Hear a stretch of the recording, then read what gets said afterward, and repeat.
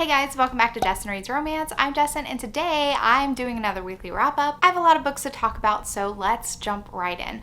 I first read an arc of The Vicount Made Me Do It by Diana Quincy. This is the second book in her Clandestine Affairs series, and I wasn't a huge fan of her first book in the series, but I did want to give her another shot, and she has really some of the most beautiful covers, and her heroines are Middle Eastern, and that's something you really don't see in historical romances, so I definitely wanted to try her out again. The heroine, Hannah, is a bone setter, and this has been something that's been passed along in her family. They're not like really like doctors, but they basically focus on like orthopedics, and even though it didn't have a name at the time, and it was just called bone setters, and bone setters are considered to be like charlatans. They're not like real doctors, and doctors discourage people from going see them because they're like, they don't know what they're talking about, they don't use real medicine, whatever, they're just trying to cheat you out of some money and say that they cured you, whatever. You want a real doctor. It's doubly hard for Hannah to keep up her practice now that her father is no longer practicing because she is a woman. And actually the first thing that we get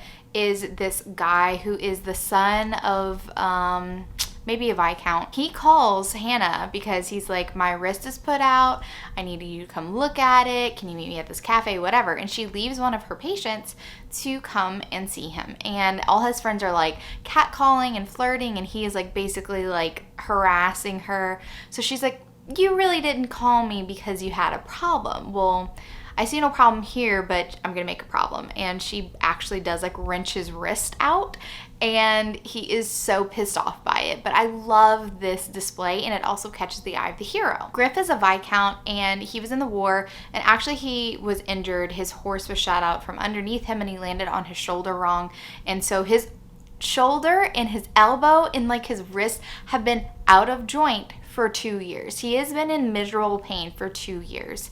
His family was brutally murdered. There's a slight rumor that he maybe had something to do with it because he was home alone with them, and he claims not to have heard them. But his father's good friend, who is a doctor, actually took him under his wing and became his guardian. This doctor's advice is basically like, it'll heal itself over time, which is not true, obviously, but doctor knows best. And Griff is there to witness her do this, but he also notices that she's wearing this necklace that belonged to his mother, and it was stolen the night that she died. And recently he received this envelope that actually contained a ring, and it had like the engraving in it, and there was like no return address, nothing. And so he's like, oh, I need to find my parents' killers. I have one step closer to finding the killers. This is a clue. And then all of a sudden this woman shows up wearing his mother's necklace. Like, all of a sudden things are starting to line back up, and Griff is just like, I have to find out where she found this necklace. I have to find out what's going on here. So since he does actually have an injury, he has an excuse to go visit her. And he thinks that she's a charlatan. And it's one of my favorite scenes is his first visit to Hannah, because he's sitting down and he is noticing how beautiful she is, and she is asking him all these questions and asks him to take his shirt off, and he's like, oh, I see what this is. This is like a cover. And she's like servicing her clients, like with the pretense, like, is this part of the like foreplay? She's like touching his body, like examining where it hurts and stuff like that. But he's being turned on. He was like, this is how she gets clients. And it's not. He is attracted to her, but she's actually trying to help him. And so like she gives him advice and saying, yes, I can work on your shoulder. We have to start loosening up the muscles first before I can put it back into joint and stuff like that. And he's like, whatever. She's not real, but I'm gonna follow them so that I can keep kind of working on her and see where she got the necklace, because it's very hard to be like, where'd you get the necklace? And her answer is, my father gave it to me. And he can't really dive in and be like, well, I know it's not yours, it's my mother's.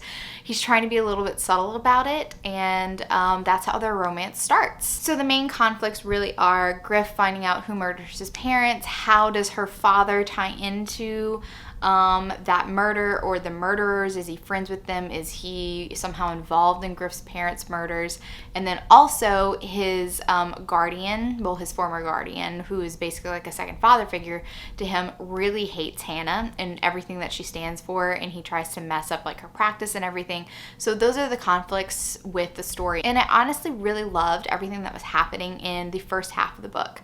I really liked the setup. I loved how he really underestimated Hannah, and she showed him what she was worth. But I felt like toward the middle of the book, I started to get a little bit bored. I felt like the storyline was dragging on, and it was pretty obvious who the villain was, and it was just kind of like, okay, I'm ready for it to wrap up. There just wasn't a lot of substance toward the end to keep the book going, besides them fighting their attraction to each other. There was kind of some misunderstandings. Hannah frustrated me just a tad bit because she would make these declarations like, oh, I knew you were a liar, you proved me right all along, yada yada yada. That happened a lot in the book, and it was a little bit frustrating, but I did like it so much better than Her Night with the Duke. So I'm gonna give this book 4 stars. The next 2 books were rereads for the podcast. I reread Darling Beast by Elizabeth Hoyt. I absolutely love it. We have a silent hero. He is mute because of an injury to his throat while he was being held captive in Bedlam. He's escaped. He's using an assumed identity, and his love interest is an actress, and she has a young son, Indio. I really love this Beauty and the Beast retelling. It was very unique, and I'm just absolutely in love with Apollo and Lily. I think they have such a beautiful story, and it was like one of the quieter romances in Elizabeth Hoyt's Maiden Lane series, so obviously I gave this book 5 stars. Then I also reread The Protector by Elin Peer. This is the first book in her Men of the North series. It's a wild, bonkers ride. This is a sci-fi romance, hundreds of years into the future. Humans have just like absolutely ruined the earth with like nuclear warfare, and basically a lot of the history has been lost because there's a lot of funny moments where they're seeing these recordings and they think they're like basically documentaries. Like, for example, the heroine of the book, Christina, she is an archaeologist, and she thinks that Lara Croft and Indiana Jones are real people. So she's watching these movies thinking, oh yeah, they're actually like real explorers and stuff like that, because like the internet was like completely wiped out on this whole thing. Anyway, it's a very interesting futuristic romance. I personally really love this series a lot. I gave this book 4.5 stars, and I stand by my rating. I had a blast rereading this book, and I don't regret a thing. Next, I read Broken Fighter by Maggie Cole. This is the second book in her Mafia War series, and this romance is between Boris and Nora. And Boris is from a Russian family. He's best friends with Killian, who's part of an Irish mob group. His uncle is like the head of this Irish mob in Chicago, and his younger sister Nora has always had a crush on Boris, and it's just been like for like a decade there's just been longing looks between them. Nothing has actually happened because Nora is expected to like marry another Irish dude and pop out Irish babies. Her grandmother even warned her against Boris because she saw them kind of circling each other, and warned her against it, saying like it was her duty to not like mix with Russian blood. And after her grandmother dies, she actually wills Nora her bar, and so this is basically Nora's life is the bar, and like her brothers always frequent that. And so it's basically a romance, a slow burn romance between Boris and Nora, and he's trying to forbid it because he doesn't want to ruin his friendship with Killian and doesn't want to ruin her life because he knows that he's not going to be accepted, that her brothers are basically going to kill him. And I really did love the mutual pining. Like, that felt really great, but I felt like the excuses that they were making for each other, they were easily overcome, and I just felt like the conflict was very thin, and I wish that they just got their heads out of their asses a little bit sooner.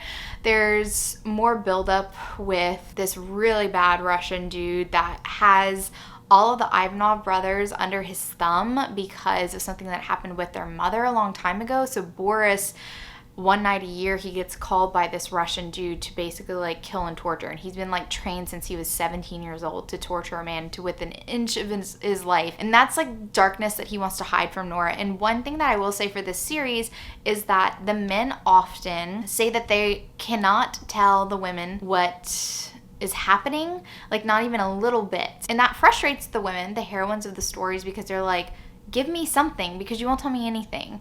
And the lack of communication is one of the downfalls of the series. Even though I really like the characters, I just wish that there would be better communication. And it's very, very apparent whenever you binge the books in a row, which I binge most of them very close to each other. So I'm giving this book 3.5 stars. I'll round it up to a 4 whenever I officially rate it, but it's 3.5 stars. Then I jumped straight into Cruel Enforcer by Maggie Cole, which is the next book in the series. And this book is an age gap romance. There's really only like 5 years between these characters. She is the older party, and there was a couple of cringy moments to do with her being a cougar because she referred Cora Cora, who is friends with the heroine of the first book, Cora referred to Sergei as her cubby, and I literally cringed about that. I was like, no, don't call him your cubby. It's no.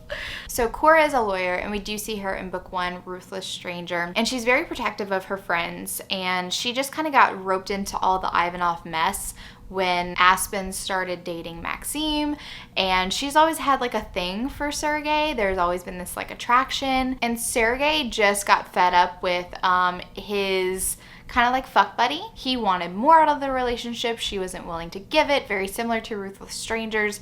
That's another thing. Maggie Cole likes to play with the same kind of story beats over and over again, which gets a little repetitive whenever you read the books back to back. What I really love about this series though is the way that the heroes are very protective over the heroines, even though sometimes it's to their detriment because they like to keep a lot of things from their heroines. Like I said, it usually creates a conflict because the heroines get frustrated that they're being kept in the dark.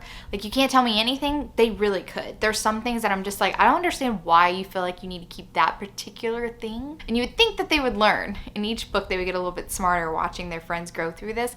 But no, they go through the same mistakes. Now, Cora's conflict is interesting because she doesn't have a good relationship with her mom and her sister. They consider her to be very uppity. She clawed her way through school and became a very prominent divorce lawyer. And at the moment, she's actually doing like a pro bono case for this woman named Selena, who she's an immigrant and she got married and her husband basically cut her off from all her family. She has no friends and he became abusive. And Cora's trying to get her out of this abusive relationship and her husband's really dragging her feet. I also really love how Sergei came into play because he stepped up to the plate and helped Selena as well because he has a lot of resources. They own a lot of property, and so he gives her a place to stay.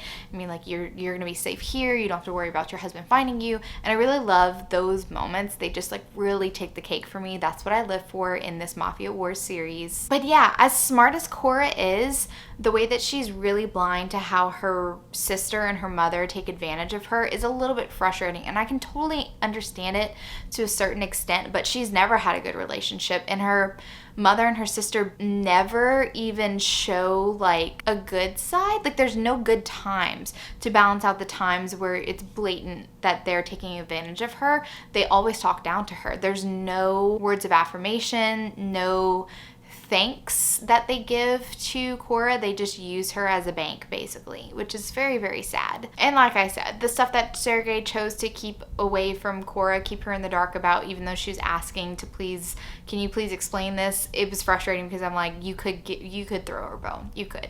But you're not. So anyway, since I was binging these back to back and I was like, lots of same story beats, whatever, I'm gonna give it a 3 stars instead of 3.5 stars. But honestly, there's not much difference between Broken Fighter and Cruel Enforcer. I like them about the same, but like I said, I was just kind of like frustrated and a little bit more over it, so I did give this book 3 stars. And I think Nora's resistance was a little bit more understandable than Cora's resistance, so that's another reason as well. Then I jumped back into Daphne Perry's motorcycle romance series. I'm not gonna say the actual series title because it has a slur in it, and I really wish that she would change this like so much because I would be shouting this series from the rooftops. It is so freaking good. Noble Prince picks up right where Stone Princess left off, and Scarlet is Presley from book 3's twin sister. And Scarlet and Presley grew up in an abusive house. Their father was very abusive towards their mother and towards them. And Presley got out whenever she was like 18, but Scarlet did not. She was a little bit afraid to take that leap of faith, and so she was stuck in an abusive household longer than Presley was. And then she was taken advantage of by her high school boyfriend, Jeremiah, who joined a rival motorcycle gang. And there's a lot of stuff that came to a head in Stone Princess. So right now, Scarlet is under protective custody.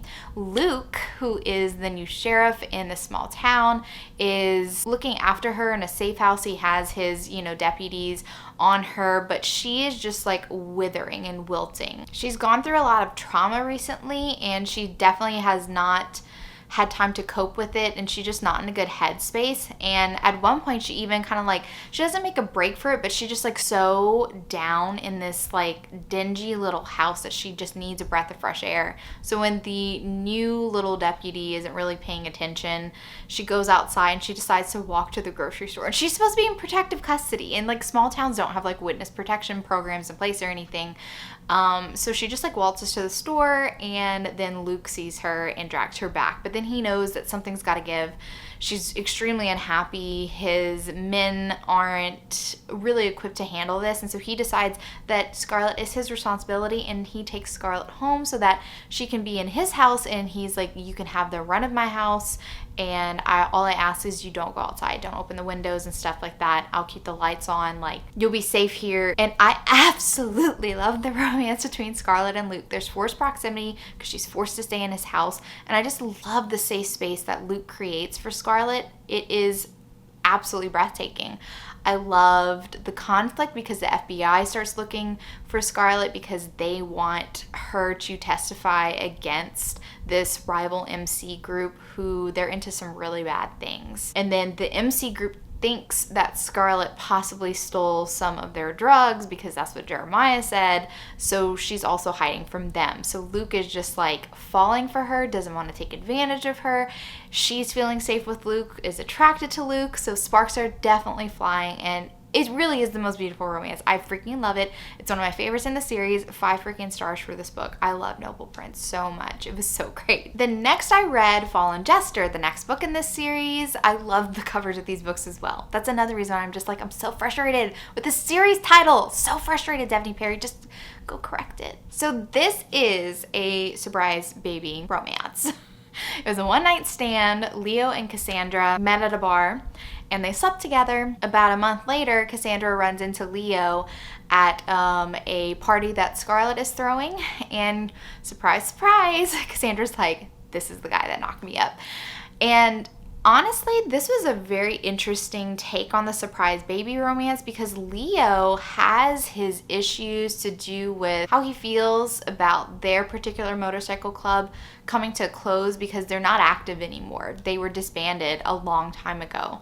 But that was really his found family. That's where he feels like he belongs, and he feels a little bit untethered, especially since all his friends are getting married and having kids, and he doesn't see himself that way. He doesn't see himself as this person equipped to handle a monogamous relationship, and fatherhood is definitely like far off from Leo's mind. So when Cassandra hits him with, you're gonna be a dad, he reacts very badly to it. And I really sympathize with his struggle. It was sort of realistic. Not everybody deals with impending fatherhood or motherhood very well. It's not for everybody. So it was understandable that he reacted very badly, but he's also a little bit conflicted because he does really like Cassandra, but he's afraid that he's going to mess up the baby somehow. Cassandra is so patient with him.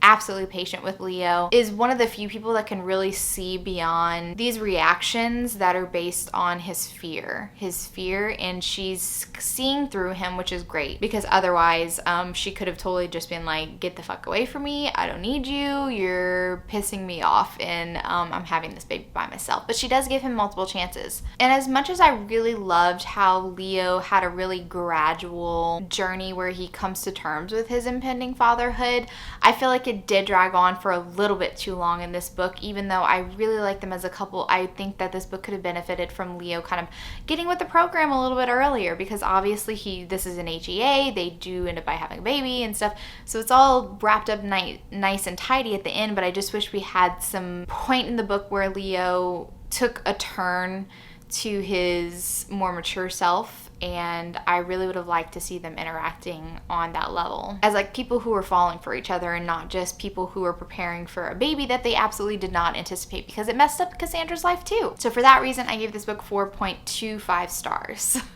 Very specific, but Leo frustrated me a lot, but I still loved him. Now we come into another series binge. I read Forbidden Miles, which is the second book in Claire Kingsley's Miles family series. I really loved the first book in this series, and this is a brother's best friend romance. I loved it. I loved Bryn and Chase. I thought they were so adorable, and one thing that I really love about Claire Kingsley, this series in particular, it is one of the most low angst series I've read, and sometimes I really need that. And this was the perfect series for me to read after binging the Mafia Wars series and also the Devney Perry series, because they dealt with a lot heavier topics. They were a lot more angsty, and I was just like, I need a recharge, I need a palate cleanser. And then the Miles family comes in with their low angst, they're very lovable heroes.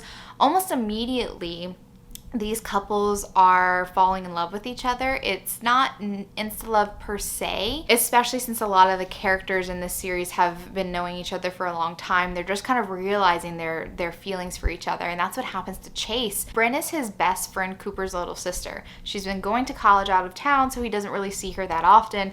She just been like the little sister that was always kind of around, and he never really paid much attention to her. Well, he's in the local diner and he sees her making out with this dude, and suddenly it just hits him. He's just like, why does this hurt? Why does this bother me to see Bryn with somebody else? And he's like, oh my goodness, do I find Bryn attractive? Are you stretching? Are you stealing my thunder? So I just think it's really adorable how Chase is just like hit with a double whammy.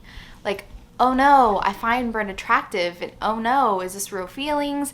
And what am I gonna do? Because Cooper's gonna kill me, because Cooper is so protective of Bryn. He calls her, Cooper is like this lovable golden retriever type of character.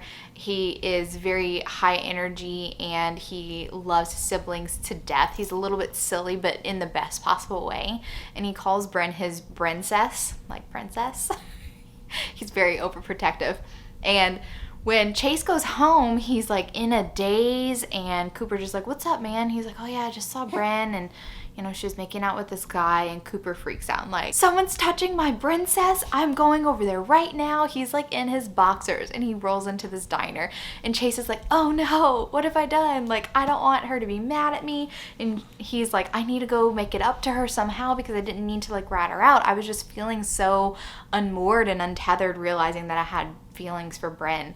And it's just honestly the sweetest freaking romance, and I loved it. These are not very long novels. They're very short reads, which is why I was able to binge basically the whole series during the week, in addition to all the other books that I read. So it was just freaking fantastic. I loved their, sorry, Ollie's getting comfortable.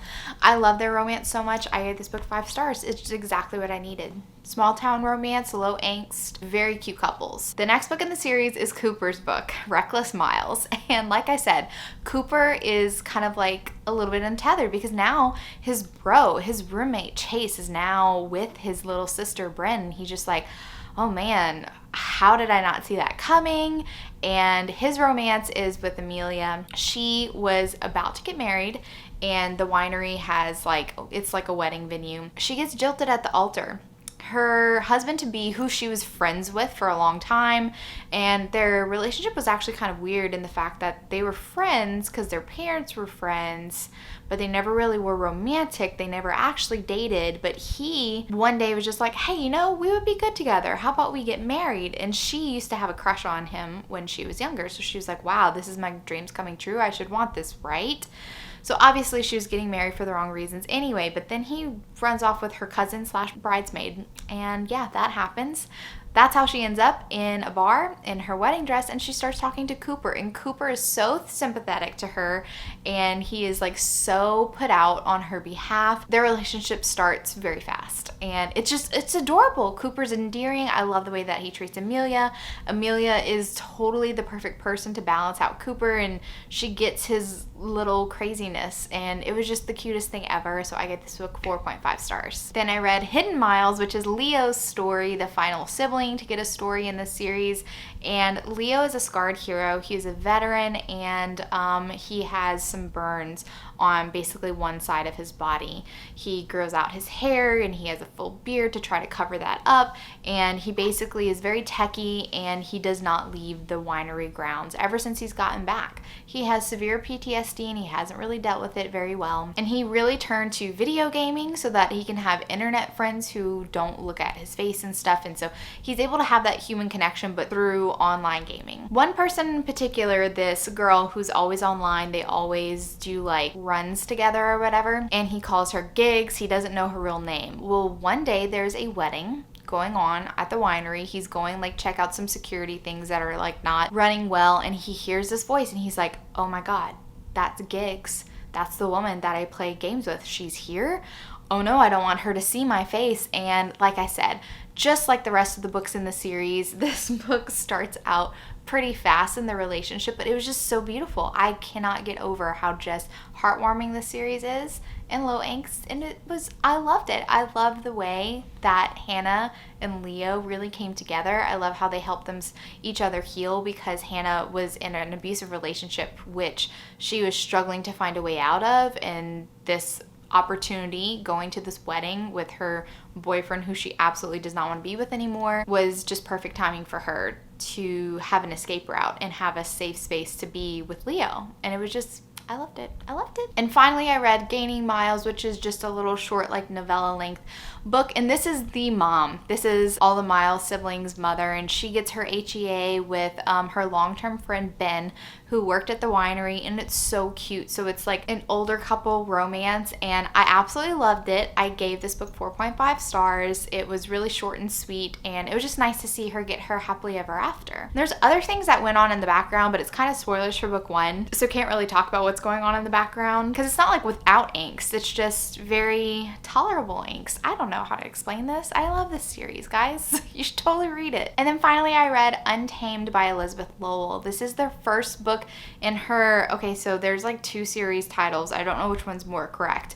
Some of the time it's labeled as the medieval series, and some of the time it's labeled as the Disputed Land series. And I read this for the Historical Hellions pick of the month. The live show is actually tonight, and I'm so excited to talk about this book. And also, Jess commissioned some artwork, and I'm going to pop it up right here because I think it's so cute. I love the little caricatures of Jess and Samantha with their crowns and historical garb. I just really love it. I thought it was super cute. But anyway, let's go back to the book. Untamed by Elizabeth Lowell is a medieval romance, and it was written in like 93. And as I was reading it, because it's set during like the Norman invasion and lots of lands were given to prominent soldiers, and so this is basically what happens. Meg's father is basically forced to marry Meg to Dominic, and Dominic has this reputation for being pretty brutal. Meg comes from a line of women who are rumored to be witches, and there's kind of like this like curse about her line of witches that has a lot to do with the conflict of the story. But there's also like another man, Duncan, who her father tried to hastily wed her to. So Dominic is basically trying to anticipate how Duncan is going to try to overthrow his occupation of this castle, because Duncan sees this land as rightfully his, and he should be the one marrying Meg to solidify that this is his land, because the people are very loyal to Meg, very, very loyal to Meg. And that's why his father couldn't just like give him the land, because everyone would think that it was a slight against Meg. But Dominic anticipates all of this, and he was just like, look, I'll forgive you being a traitor if you like basically get off my land and don't come back. But then there's rumors that Duncan was already with Meg. And so Duncan's like, well, I'm not going to consummate my marriage. Like, I definitely want sons. This is like my dream, is to have like a dynasty. But I don't trust that Meg and Duncan have not already slept together, even though she's insisting that she is a virgin. He's like, we're just going to wait until you have your monthlies, and then we'll see. And that's actually the main conflict between Duncan and Meg. Meg is like, I can't learn to love you if you won't trust me. And he was just like, well, your father claims that you're a witch and your women never love and you never give sons. So like, what do you want me to do? I think you're a liar. They're their own worst enemy in this situation. But funnily enough, while I was reading this book, I was like, I've read this story before. Not this particular story, but I read another book, and I would go look it up, and it's called The Conqueror's Lady by Terry Brisbane. This was written in like the 2000s, and I'm like, she totally read this book and like wrote her own version of it, because the story follows Untamed almost beat for beat. There's just a couple changes. I don't remember there being like a magical element prophecy thing or witches to do with the Lady's Conqueror, but it's basically the same story. So I've read it already. It even has like the same ending conflict. Like everything about the book is pretty much the same. It wasn't a bad book at all, but the characters were frustrating because, like I said, they were getting in their own way of happiness, because she's like, you're never gonna love because all you want me for is to breed your sons. You don't actually care for me. You're not showing me that you can show emotion or believe me. Like, I require trust to be able to fall in love. And he was like, you keep on saying that you can't fall in love with me. Why? Give me a good reason, because he's not understanding that the way that he is treating her is putting her off. He's not making that connection. So they were just a little bit frustrating, but honestly kind of in a classic older historical way, so it didn't bother me that much. It's hard to rate this book because I didn't love it, but I didn't hate it. So I think I'm gonna give this book 3.5 stars. Definitely wasn't the worst, but the miscommunication was pretty high in this book. All right, guys, that is all the books that I read for this week. I am currently in the middle of reading Reverse Harems, doing a vlog for that one, and then tomorrow kicks off the historical romance readathon, so I'll have quite a few more books to add to the end of June. June's been a very busy reading month for me, so I'll have a lot of books to talk about for the next wrap up, along with vlogs for days coming at you. If you like this video, give it a big thumbs up, and if you're not already subscribed to my channel, make sure you subscribe to get notified of any future videos that I do. Thank you so much for watching, and remember, life's better with little HEA. Bye, guys.